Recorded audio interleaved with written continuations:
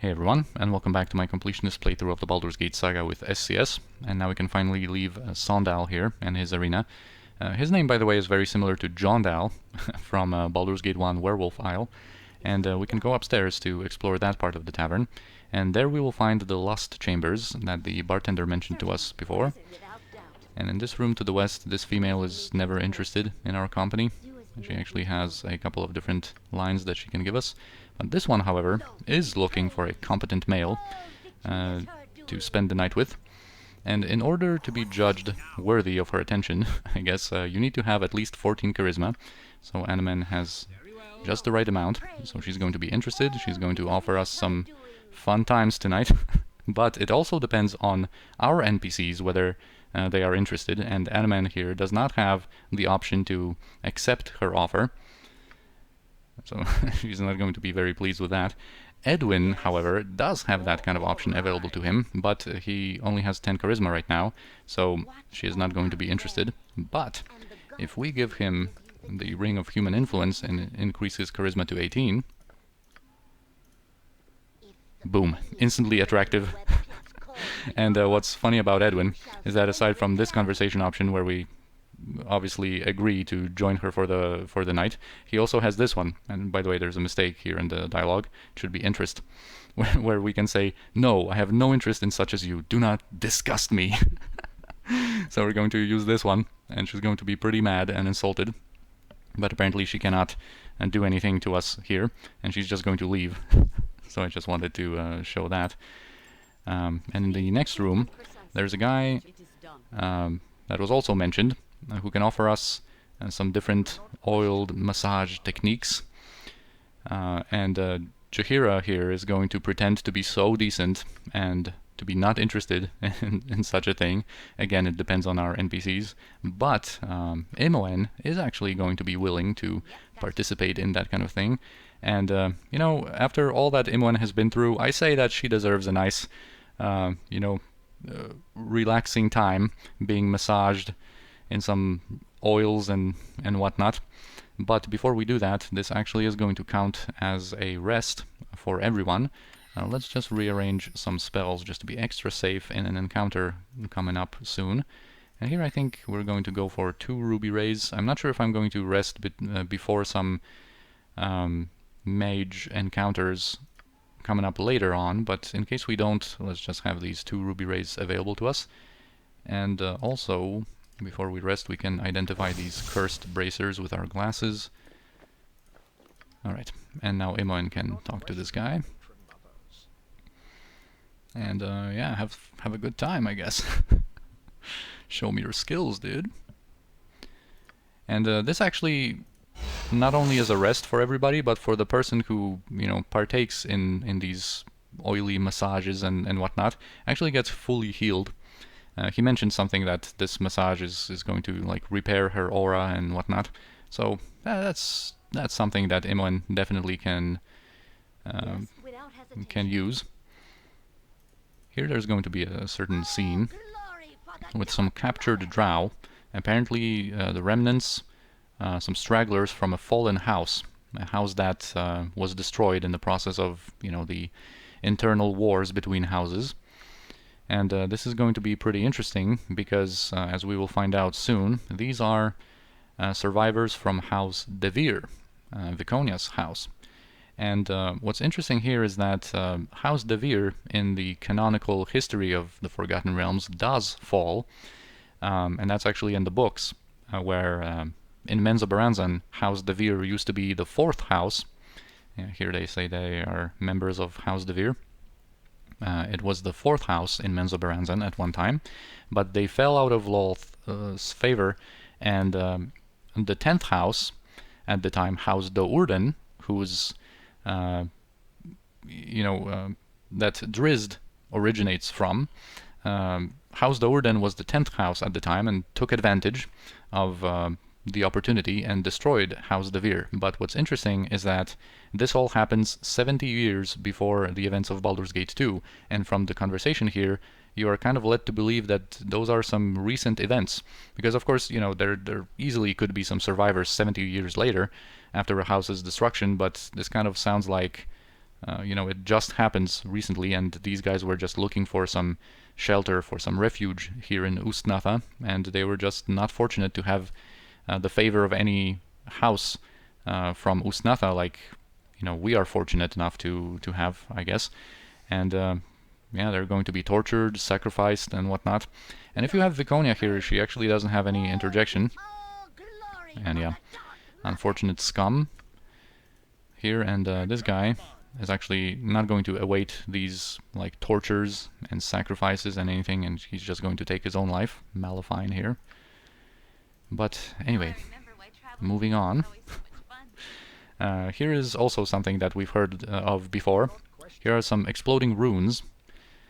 Yeah, simply press the button here and one of the foolish slaves who stands on that rune explodes. So fun for the whole family. Such marvelous magic. We're going to see a little exhibit here. And boom! And now if we wanted, we could engage further in this entertainment, but actually every time you pay the 100 gold to see another slave blow up, you actually lose reputation, and of course this is not something that we are interested in. So now we are finished with this floor, and we're going to be able to progress the main storyline further now.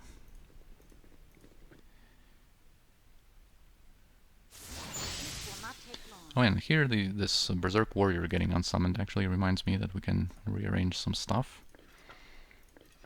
in Imon's inventory. And let's just teleport to the exit here.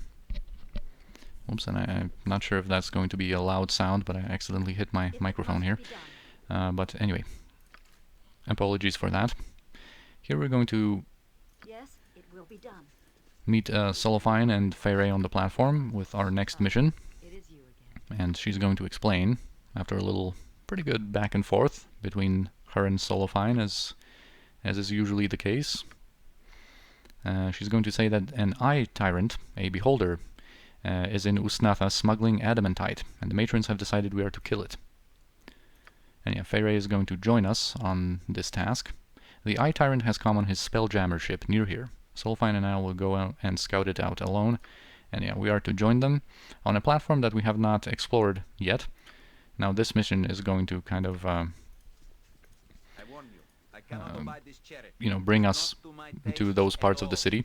But anyway, here they are supposed to teleport, but Solaufein is still in that chatting stance, I guess, because we talked to him as well. And yeah, now they teleport out. And also, Edwin is very chatty here. But also what we can do is finally check out this little platform to the east. And now that we kind of progress the main storyline a little bit, some of this conversation is going to make more sense now. But as we can see, this unfortunate genie, Dola Fadoon, is being tortured and experimented on. You know, these torturers are practicing some spells on him, but without allowing him to die and without, you know, releasing him from his mortal form here. And what we can do in an act of goodwill, we can actually do a good deed here, which is pretty interesting. Yeah, we can actually release him from this physical form of his. And, you know, quicker than they can, like, heal him, I guess, and keep him alive. But now we will have to deal with the consequences of that. This Overseer Handmaiden apparently would be completely in the right to just kill us right here and right now, as she's going to explain here. Yeah, apparently this genie was tortured for weeks, and she's going to demand compensation to satiate her bloodlust. And actually, if we are aggressive here, this is, you know, she holds such a powerful position. She has such a high status in the city that we cannot really do anything else but to try to appease her, because otherwise the whole city is going to become hostile. So we have to agree to her proposal here. And if we were even further progressed in the main storyline, and if we had held even stronger favor from House Despana, here we would have a certain dialogue option available to us already, but we are going to be able to call on House Despana, you know, protection, or protecting us, I guess, having the favor of that house, or working for them very soon. So she demands 4,000 gold for her house, and if we say that we cannot afford that right now, she is going to give us a day to gather those funds. But now, actually, we're going to have a different conversation option here. We're going to be able to mention now that we are in the employ of House Despana and should not be treated like this, and she's going to go down to 2,000 upon hearing that. So, you know, we can do this good deed, free this genie of this torment for 2,000 gold. So it's pretty pretty cool. Something that you know, a good party can definitely engage in. But anyway, now let's go this way to that platform where we're supposed to meet up with Phaere and Solaufein. Here we're going to pass by the Mage Tower, and we cannot enter in this place yet. It's similar to House Jalat. It's magically warded. It's something for later. But here we can talk to this Drow wizard, which is interesting. But of course, you know, Senashira is a female mage, and he has never heard of a Drow female mage. It's very interesting, I guess, and surprising to him that you know, there would be a spark of magic in a female here. And if we talk to him with a male wizard, there's actually a couple of different lines that he can give us. Through destiny and might, we shall rule supreme. Yeah, he has actually like 3 or I think this is like 3 or 4 different kind of lines that he can give us. And it's just pretty interesting. You know, and you can see that they are completely different here. Like sometimes he's hostile, he doesn't want to be replaced by a new male wizard, and sometimes he offers us to like come to the tower and join the mage community here. But anyway, here is Solaufein and Phaere, and we're going to have to fight a beholder. And I wanted to be super safe here and memorize some spells to protect them, because it can happen that this beholder can actually kill Phaere or Solaufein with his death ray, and this actually just is a bad ending to the whole storyline. Everyone is going to go hostile because apparently without Phaere's support we cannot progress in the city, and it's kind of a very sudden end. So we are going to protect them with Death Ward and Protection from Petrification, just so that they don't instantly die, and then we should be fine. And we're also going to protect Senashira with all of these spells, because Senashira is going to engage that beholder together with these two. And we should be able to deal with it pretty handily. But yeah, I've actually seen this go very, very wrong due to some, you know, random successful death ray coming from a beholder. Yes? And here, what else can we do?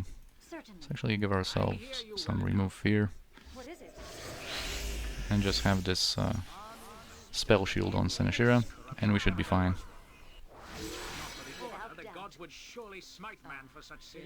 Right, and we're of course going to be just in time to encounter that beholder. Yeah, he even mentions kind of not to use AoE attacks, I guess, not to harm any of them by accident. Alright, there we go. Of course, our spell shield is dispelled. A most brilliant victory. The Spider Queen smiles on us today. We have spat in the great eye of the Eye Tyrants and lived to tell the tale. Alright, didn't want to talk over Solaufein. And yeah, we received some damage, but otherwise we're basically protected against most things that could go wrong. But what's interesting here is that Phaere says not to disturb the carcass. There will be several acolytes coming to deal with it. And Solaufein is going to be pretty surprised by that. But it's clear that House Despana has some plans for the future. This is too suspicious. Anyway, she is going to want to meet up with us again and give us our next mission. So let's go to the Tavern and do that right now. There are no side quests available to us just yet. We've basically have done everything that we could for now. It is you again.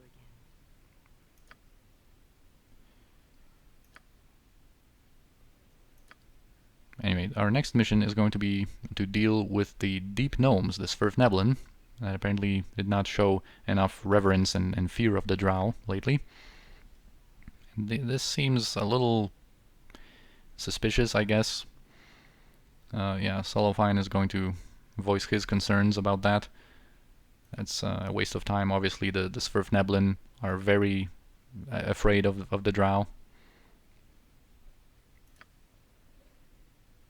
But this is going to be a mission where we are sent together with Solaufein, and Phaere is not going to be joining us.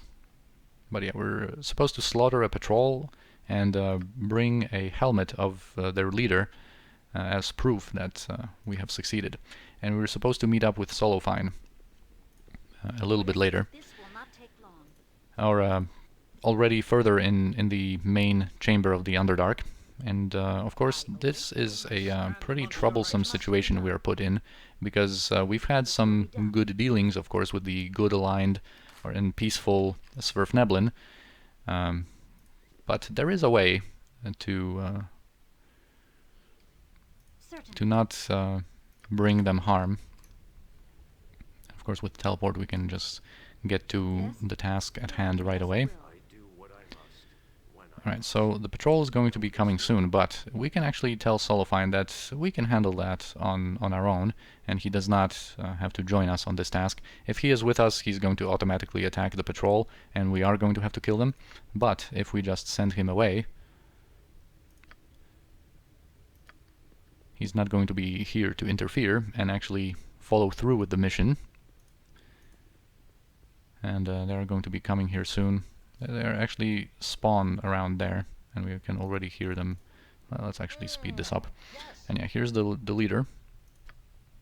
And if we are honest here, well, we can either just demand his helmet, and he's going to give that to us, or we can actually have an honest conversation.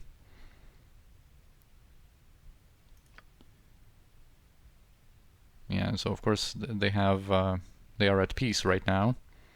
And we, of course, have talked about that when we were in our true forms, when we were in the Svirfneblin village. Yeah, we be fearing Dark Ones plenty. Always could they be all killing us if they be wishing to. Grateful we are for your mercy. And of course we need that helmet as proof. Yeah, we'll be going now and telling Deep Lords that much bowing and scraping to Dark Ones is to be done, if war is and to be avoided is. Alright, so of course that's the good version, I guess, of this quest, where we of course don't need to kill them.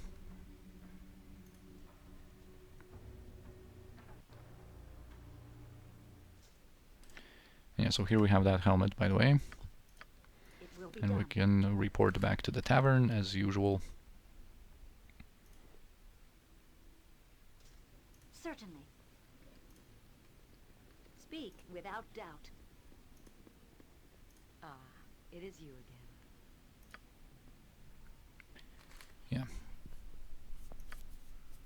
So of course Solaufein really enjoys his banters with Phaere here.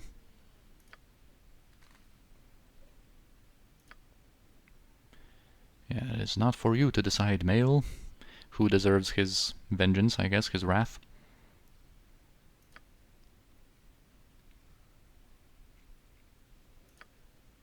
Yeah, so of course he mentions his protection that was that we've learned about before, but this is too risky of a war, I guess, to do anything to Solaufein. Anyway, it is almost worth it to silence your impudent tongue. If a handmaiden were to see you speak to me such, she would flay you open without a second thought. You should be so lucky, Despana bitch. So Solaufein, dude, being pretty bold here. So of course this is going to, you know, really anger Phaere, who is going to demand to see us right away in the Female Fighters Society.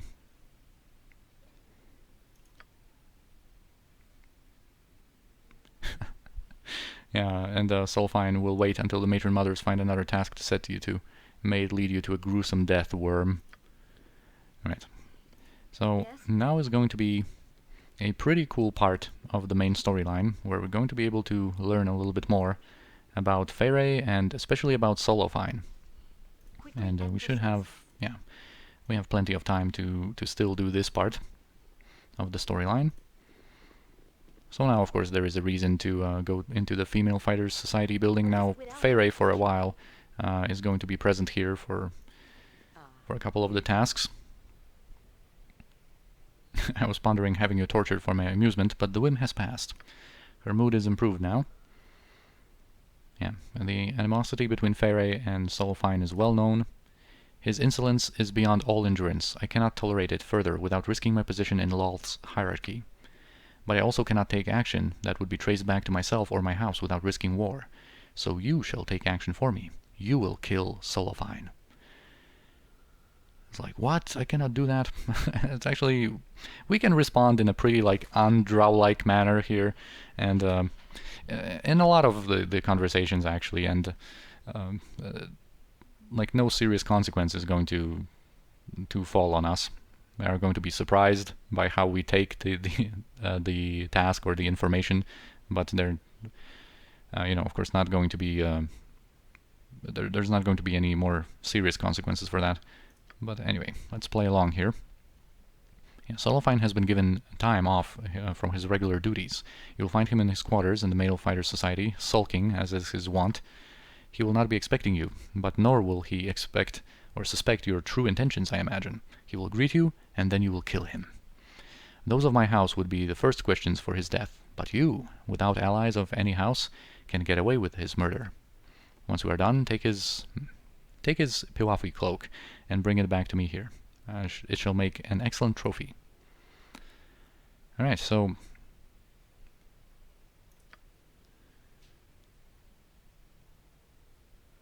Oh yeah, and now is going to be kind of the time where we can really get closer to House Despana and to Phaere, especially. And Chednasad, did you have the favor of a house's eldest daughter and the promise of riches? I think not. Alright, so we have 3 days for that, and we've had like some really lenient time brackets for many of the missions that had just happened in this episode. But yeah, of course, Jaheira says it bluntly, that perhaps bloodshed is not going to be necessary here. And we've been able to observe, of course, that Solaufein is not quite like the other Drow, and this is a really cool moment here in the storyline. Alright, come on, Slowpoke, come on, Animan. Yes, if it Oh, must let's just get in there. What is it? Will be done. I do what I must, when I must. What are you doing here, Veldrin? The Matron Mothers have not given me another task so soon, have they? I was given leave to rest. And yeah, we can just be honest with him. I see. It was only a matter of time before she acted, I suppose. No alliance of mine to any house could prevent the unseen dagger from plunging into my back. Phaere and I were lovers once.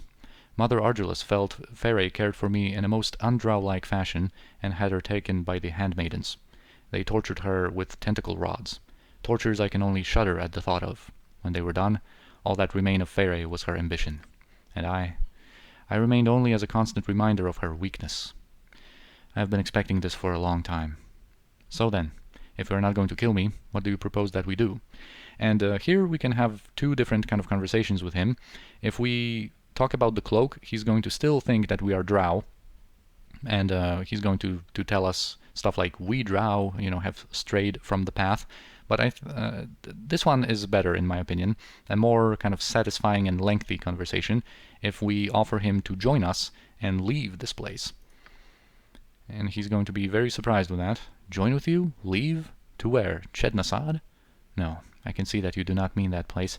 In fact, you are not from that place, are you? You are not Drow. I should have known sooner, I think. Who are you, then? Why have you masqueraded yourself as Drow? And here also there's a couple of slightly different responses from him, depending on what we say here, but we can just be honest with him. My name is Sinashira, and I'm a surface human. I have been sent here to retrieve the stolen eggs of the Silver Dragon. I know a little of this. The Matron Mothers claim the great Silver Dragon guarding the entrances to the surface Elves' Temple would no longer be a hindrance. In fact, it was Mother Ardulace that made that announcement.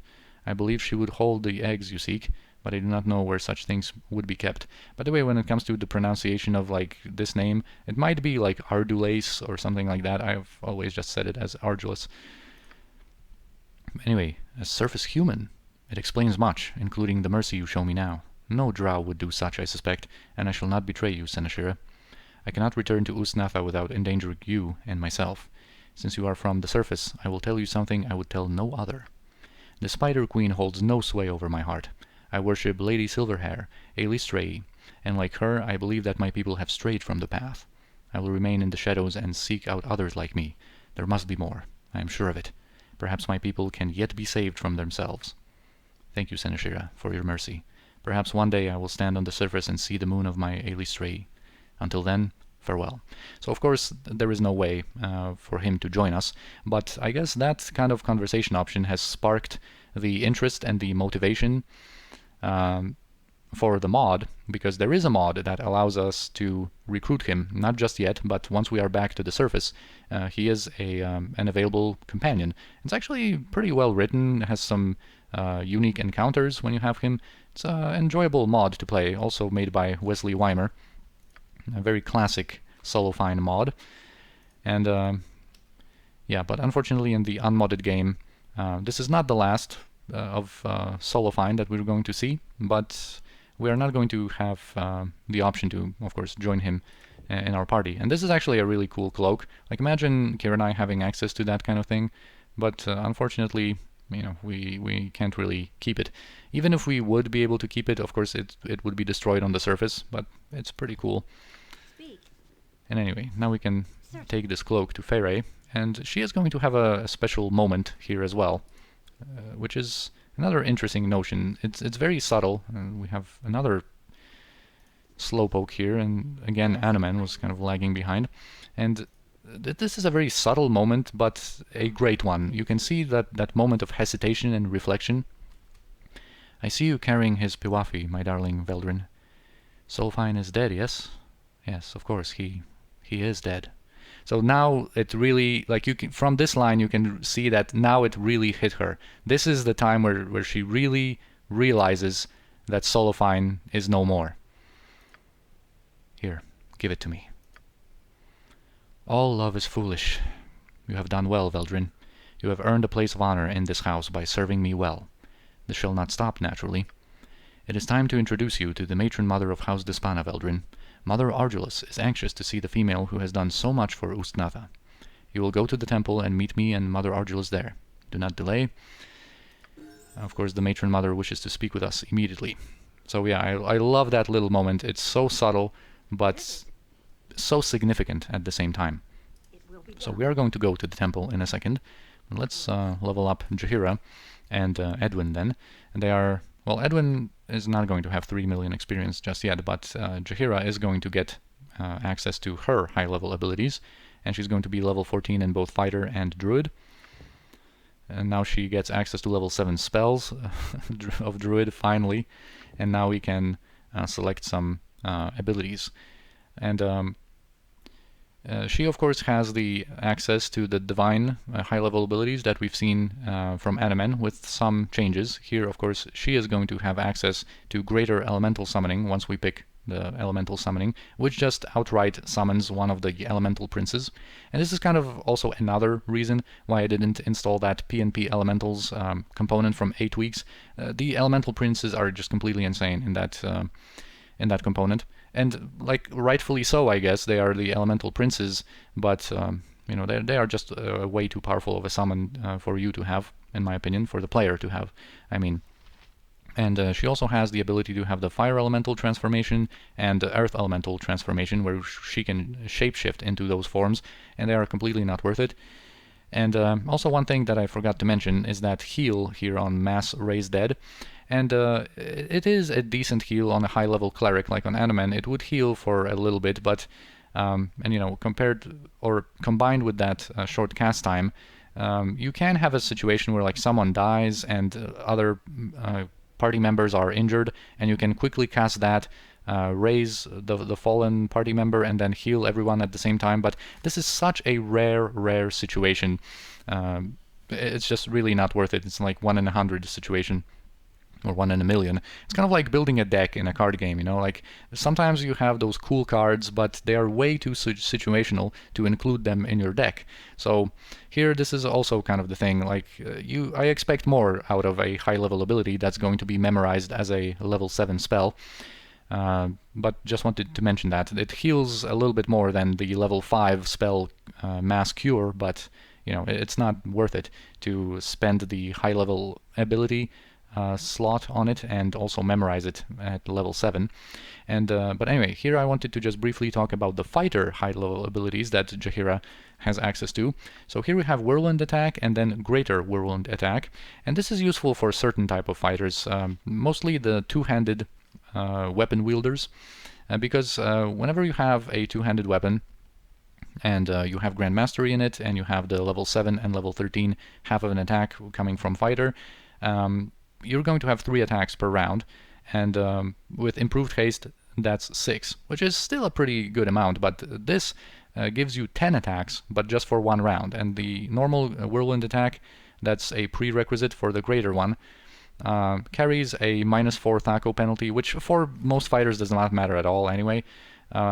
And then the Greater Whirlwind has no downsides and just gives you 10 attacks for 1 round, which is useful, like I said, in certain situations. It's not going to be useful for Jaheira at all, because she is going to be dual wielding later on, and with improved haste she should easily have like 8 or 9 attacks per round. Then we have Death Blow and then Greater Death Blow, and this is really not worth the high level ability. For you to like spend your high level ability slots on it. It can be pretty cool in some situations, because there are some notable creatures that are actually pretty low level, like these Kuatoa, for example. They were susceptible to various effects because like Death Spell, you know, because they were so low level. But generally this comes just way too late. It's not really that worth it. Yeah, if you have a pure fighter of some sort where you're going to have an abundance of these high-level abilities, you can go for some of these, but on Jaheira I don't think we're going to go that route. Then there is Resist Magic, that just sets your magic resistance to 50%. There are some uses for that, but I don't think we're going to get that as well. It just sets it to 50% for 4 rounds. That's the biggest downside, you know, 50% magic resistance that does not like it's not cumulative with anything else. It's still good, but for only 4 rounds, that's a little underwhelming. It should be like 1 round per level or something. Then it would be a much better ability. Here we have power, basically a string of 3: Power Attack, Critical Strike, and then Smite. So Power Attack can kill instantly.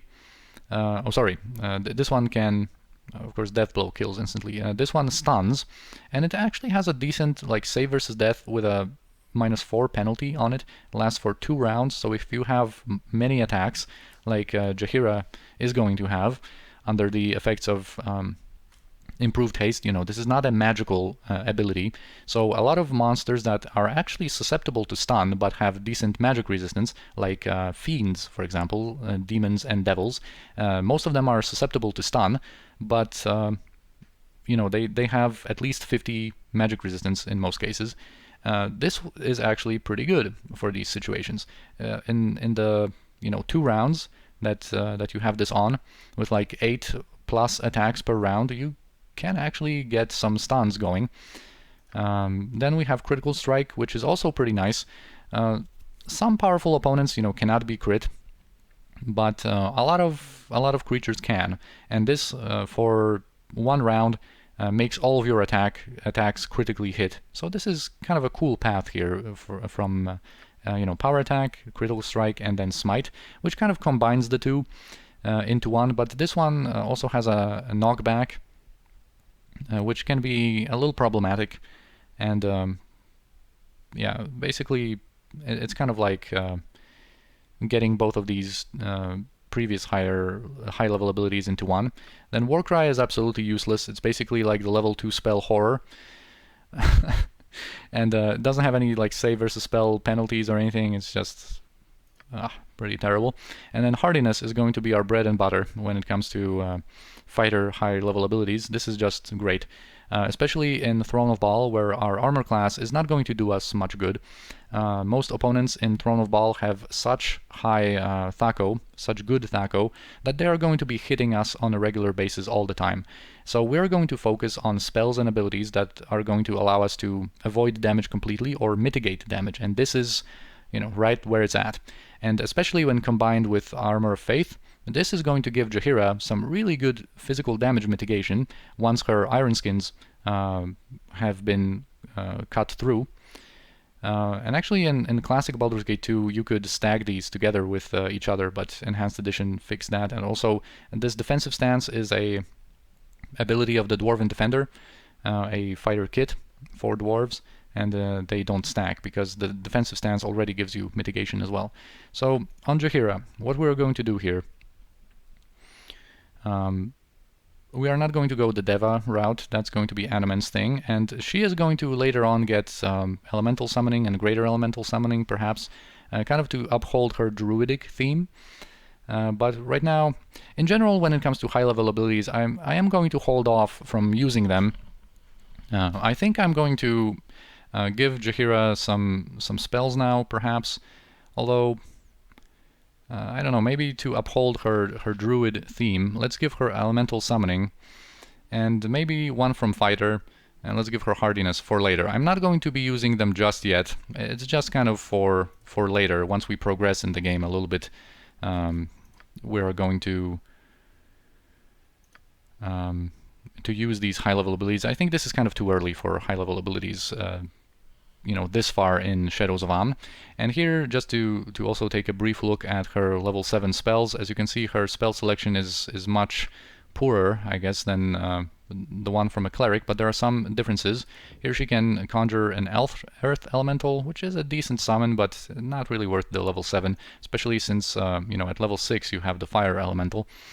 Here is Creeping Doom, which is basically like a buffed up insect plague, but it's not really worth it.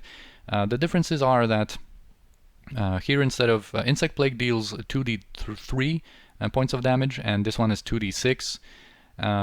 And also it has -2 saving penalties here for the running away and fear, and instead of -4, this is -6 for avoiding, you know, the spell failure and cutting the damage in half. So everything else is basically the same, but, you know, of course, if it lands, it's harder to save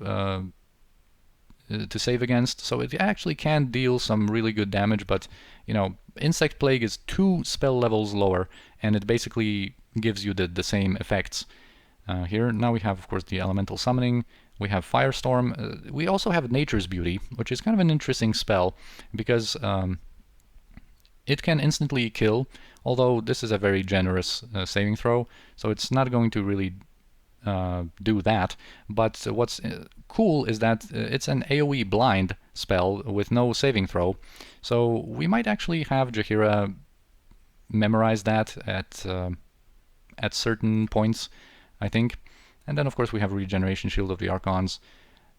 Maybe for now let's have her memorize one Firestorm, and then when we rework our spells on Animan, maybe we're going to change his level 7 spells. And I wanted to also think on this one. Let's have some more defensive harmonies, and finally we have another level 5 spell. Yes! We can have more Iron Skins, or more Insect Plagues, or, you know, more Chaotic Commands, or True Seeing, like whatever we need. Now that we're working with 3 slots, this is going to be a little cooler. And then Edwin, level 17, gets more level 7 and level 8 spells. And, well, I guess before we rest, we're going to think about his spells. So, anyway, this is going to be it for this episode. I thank you for watching. I hope you enjoyed it, and we're going to do some more adventures in Ustnata in the next one. So I'll see you there.